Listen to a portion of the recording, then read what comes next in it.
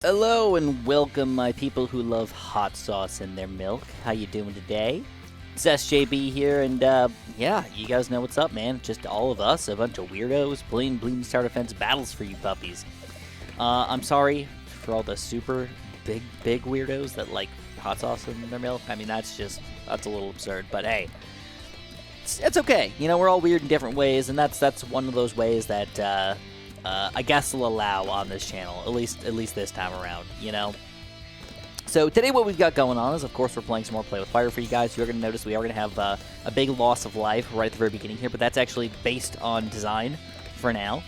It's going to be weird. Oh, crap, we're losing a lot of lives here. We're going to have to get some crap going. I think I'm going to go for a Thunder pretty soon. What we want to do is we want to get some pretty high-level Druids pretty quickly with some lives lost. Eventually, I'm going to get Ben up in here, and he'll start to get our lives back, which means we're actually going to lose the benefit of our Heart of the Vengeance. But by the end of the game, it won't matter because we'll have Super Monkeys, but for this part of the game, it will matter. So we want to get that going and have these guys actually be reasonably effective. In fact, nah, I'm just going to go for it. It's better for us to just play it a little more on the safe side here because there's a lot of Bloons coming out.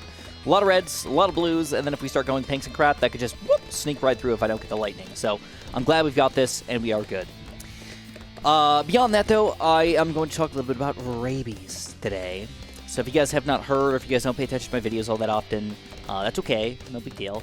One of the interesting things that happened to me last week, actually, really just 7 days ago. Last Tuesday night.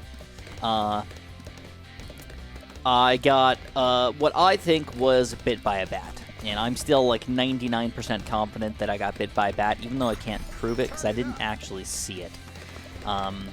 That's the weirdest part about all of this, is that I never saw the bat. It was 9 o'clock at night, so it was really dark, so you couldn't just like willy-nilly magically see it. And of course, when you get bit by a bat, it kind of hurts and stings. So what do? You don't normally like try to leave it there for a long time and just check out what it is. Now you gotta freak out and whip your arm around, man. So that's what happened to me. So we're going to go Druid of the Wrath here. This will kind of like really get things flowing up in here. The speed buff, man. Whew, it gets beefy real fast. I think I can do this with the other Avatar of Wrath here and just switch right into yellows and directly into pinks. And I think that is going to give us the highest possible income load that we can. We've been going reds into blues, into greens, and into yellows, and into pinks. And I think consistently we're going to do it throughout the day here. So a lot of other towers cannot handle that much Bloon sends while still getting a defense up. And that's why this is kind of an elite tier strategy. Plus, Druids are really good in the late game too. Not quite as good around 40 plus, but it's still good to have them around. So we go ready to go for another Druid of the Wrath, and this time we're going to go for another Heart of Thunder. Make sure, confirm that we will defend these Bloons. Have a small purple weakness, but nothing huge. And start kind of prepping for our Super Monkey play. That's really all we want to do here. Get Super Monkey set up. And we could do a little bit more Druid action if we're really feeling it. You know, like a couple Druid of Wraths or whatnot. Poplus. A couple Poplus in here instead. You know what? Yeah, that's what we're going to do. We're going to do a village with Poplus. I like it. Let's do it. Screw Super Monkeys. They're a late game tower, man. They're not around 12 tower. You're spending too much money on your defense if you're doing that. But we want to go pinks here as well, so let's get that going. Anyways, yeah, so I got bit by a bat last Tuesday. It's kind of absurd because, like, who actually says they've been bitten by a bat before? It just, like, doesn't frickin' happen. And I kind of want to just give you guys the lowdown of what I've had to deal with so far. So I've given you guys kind of like a small smidget of what I had to do. I basically had to go to the ER, and the ER was like they actually believed me. You know, I was kind of surprised by that. They were like, no.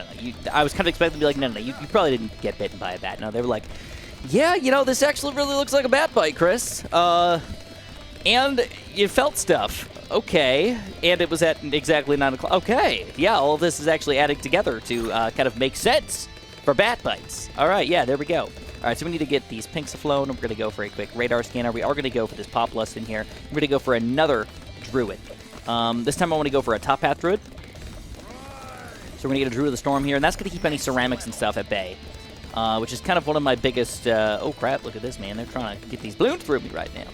One of my biggest weaknesses right now is bigger ceramic-y type Bloons. Honestly, if this guy does like a big regen Rainbow Rush, I probably would lose.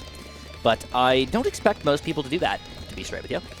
And what we're going to do is we want to get a little bit more Druid... Oh, I did lose a couple lives. We're going to do a little bit more Druid action. We're going to go for another Poplus here. We're going to go for another Heart of the Thunder, because I just feel like it's worth it. The question is, when do you switch into purples?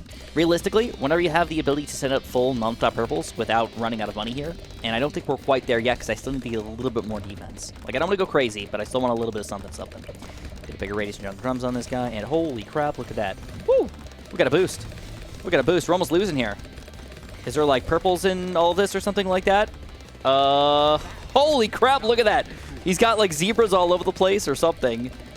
All right, we need to get a super monkey flowing. That's just what we got to do. And we're going to go for a non-plasma. Because I do not want to worry about purple bloons killing me. Because I can't tell if they're purple's coming. I think they're just pinks for now. But we want this Robo Monkey. Here we go. Robo Monkey will change the game in our favor quite a bit. And he'll be going for the knockback. And, oh my god, I'm actually surprised that these Druids cannot handle this. I really thought they'd be able to. A little bit easier. Okay, Robo Monkey's really starting to keep us in the game now. Big changes here. I mean, it doesn't seem like that much more popping power, but it just is, I guess. And I'm going to switch into those purples. We're going to see if we can handle the purples here. Right now, no. We really can't handle the purples. So let's stop with those purples for a quick second here and plan this out. Hopefully I don't have to boost this again. Oh, I got to boost again! I don't know what I'm going to do, man. All right, we're going Ball Lightning. And I guess I'm going to go for the Heart of the Oak here to get rid of any sort of regen balloons coming in. And realistically, though, I still don't have, like... I don't know what I want to stop these purples. That's my biggest weakness with this entire strategy. There is not anything that's really good. As soon as I get Plasma Blasts, I lose the purple popping power, which is horrific. So I don't want to get that. And then even if you get a Tech Terror, that still does not pop purple. So you really have to go all the way up to an anti-balloon weirdness or get like an Avatar of Wrath or something like that, which would be another really good tower. Ball Lightning also doesn't officially pop purples either, even though it's really good against all the other balloons. So we'll see if this just sort of works out for a while, because we are sending out full purples right now. Oh man, all right. I feel like I was talking up a storm right there. Woo! But we're back in it. We're all good. Should note we got a cannon Super Monkey play with villages, which means that I'm likely gonna see some sort of max temple play eventually. All right, we've got a magic, a support, and another magic, which I've known that does not do a very good job as a true sun god. So we're gonna try just spamming Dark Knights and things instead of a true sun god and see if that's gonna be better for us. Because last time, it was not a bad tower. It was just not as good as my opponent's tower. And my opponent had exactly what this guy has. Whether it was the village that did most of the power or the cannons sacrifice that did most of the power, I don't truly know. But any which way, yeah, you know what? We got the money for it. We're going to go for the Avatar of Wrath. Boop, there he is. All right, so it's kind of weird. Is this guy... How's he not getting buffed, man? Should be easily getting buffed, yeah. Is this guy another Pop Blast? That's why he's not getting buffed. All right, another Pop Blast, more Thunder. And we're going to just go for a 5 times. I think it's worth it. So there we go. We got a 5 times Pop Blast Druid with Heart of Thunder. All right, sweet. So he could pop DDTs and stuff, too. Don't forget about that. He's going to be pretty beastly here until probably around 30. Once you see BADS, he could still start to suck it up. But really, it's my Robo Monkey's doing the most popping power right now, mostly because he's not in range of where most of the balloons are coming in. Anyways, back in action here. Why does getting bit by a bat or a possibly rabid dog really suck? Well, first of all, bats act kind of weird when they're infected with rabies. As far as I understand, it does affect them. They're not just a carrier. There's some animals that are just sort of carriers for the disease, where they just sort of have it inside of them and it doesn't really do anything, and they kind of just carry it around. That's why it doesn't just go away. Because rabies is not very common, at least not in the United States. All dogs must get the rabies vaccine and kind of continuously get it because of the law. So if you ever have to take your dog to the vet, they basically say, hey, if you want this dog, you gotta frickin' give it the rabies shot. Makes a lot of sense. Other animals that are wild obviously do not have to deal with that. They have no way to get rabies control and all that crap, so sometimes it can leak into animal populations. I know that the town that I'm living in right now actually has had at least 2 bats found with rabies this year. So it is not a completely uncommon, ridiculous assumption to assume that that bat might have been so weird that it bit a human that had rabies. So that's kind of the first thing that kind of scares me here. The next thing about rabies that's really, really scary is that if rabies does actually infect you, fully infect you, you have a quote-unquote 0% chance of living. There's been like a couple really, really, really rare cases where people have gone under some sort of weird comatose-like situation, basically put under for a really, really long time, and come out of it and they're still alive, but not even remotely the same person. But that's definitely not the commonality of it. It's basically a 100% death rate. Once they say you have rabies symptoms, you are dead. And that's why this is so scary, because it's like I literally got infected with something that will 100% kill me, I think, if I don't get the rabies vaccine. Now, here's the lucky part about it. Rabies infects you really, really slow because it actually, the way it kills you is it basically infects your neurons. And your neurons, it's kind of weird because it likely goes, there's like your neurons are kind of spread out. All right? Each neuron can be literally like feet in length, like a cell could be feet in length. It's kind of ridiculous to think about, but like that's how neurons work. Long, little, spindly cell pieces that kind of lead to other parts of your body, and they, you know, have signals that kind of just signal other parts of your body using those long cellular things. Cool. We're just going to go for it. We're going to go anti-balloon. I'm going to, again, stay away from the true Sun God. We're going to try instead to go for just a crap ton of Dark Knights and a Legend of the Night. That's going to be my goal. I want to see if this is going to be at all reasonably efficient here. Or just idiotic, I don't know. But we have the money for it, so why not spend it up? So anyways, yeah, like I said, once you get the symptoms, you are officially dead as a human. There is no saving you. There is basically no way that you can come back from it. But because rabies is a very slow-acting virus, you have some time to get vaccinated against it. So you also can get pre-vaccinated. There's like two different types of the rabies vaccine. There's one that's you getting vaccinated before, and you're protected for like a year and a half or 2 years or something like that from rabies. And then there's another one where you basically get the exact same thing, but it's kind of after the fact. And after the fact, you kind of have to get a few more vaccines a little bit closer together, I believe, is how it is. But I'm not even sure if they're different. I have not figured it out, but they classify them as like two different vaccines, the pre-vaccine and the post-vaccine. So I really wish that I could find out more information about that, but everybody I talk to, no joke, like when I go and ask the nurses about this stuff, they're just like, oh, I have no freaking idea. When I ask the doctor, she's like, this doesn't come up very often, so I don't really remember what that is. And I'm like, okay. So it's you know, it's one of those situations where it's like it's very hard to look up the information as well, because everybody just says, oh, go get the vaccine, go get it done, don't want to die. And that's where this suckiness comes in, because I live in the United States, and whenever I go to the I try to stay away from the hospital as much as possible. You know, if people in other countries, you guys might think that it's awesome to live where you are, and you get free healthcare, and basically free healthcare, you know, it's pretty sweet. I mean, if you actually have an emergency going on, you can go to the hospital and walk away with either no bill or a very, very small bill, like less than $100 or less than $1,000. When I go to the emergency room, it's like automatically you're knowing you're gonna spend $1,000+ on this trip. All right, automatic. And if you have to get like a surgery or something like that, oh boy, get ready for it, because you're spending like $10,000+ on this surgery. It's just a ridiculous amount of money that you have to spend to make things happen. So the first thing that happened when I was thinking about getting going to get this rabies vaccine for my bat bite was not like, oh crap, I don't want to die. It was actually, believe it or not, it was, oh, I don't want to spend this much money. And it's a sad way to think too, because the chances of this bat having rabies are a little bit low. The chance that it might not have been a bat still exists as well. I was always looking for something else that it could have been, whether it was a branch or a squirrel or something like that, but I saw no evidence of that when I went back and like double-checked on my walk. So I have to assume I have to assume.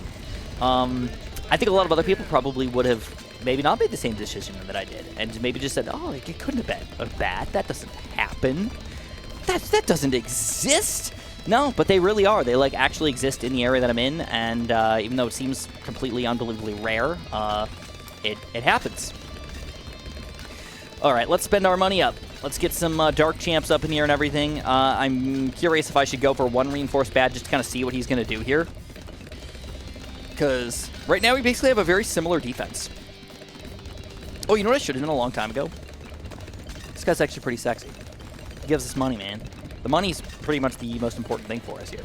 I could have also spammed a crap ton of Middle Path Druids, but I did not want to do that. I thought that was kind of silly, so we're not going to do that.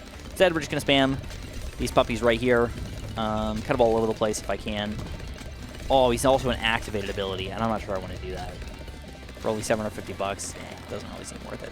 Not when we're making $24,000 every 6 seconds. That's just, I was just like, oh, whoa, I didn't build no Druid.